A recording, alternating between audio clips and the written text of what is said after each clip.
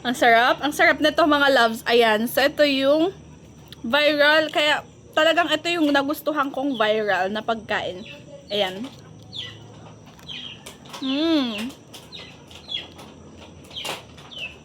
Hulig ba siya?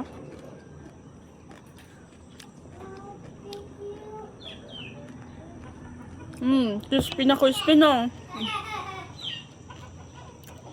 Pero dito ko nabili sa amin to. Hindi sa online. Mas mura dito ng unti, 115. Sa online kasi 145, 'di ba? Ang sarap. Pwede bang araw-araw to?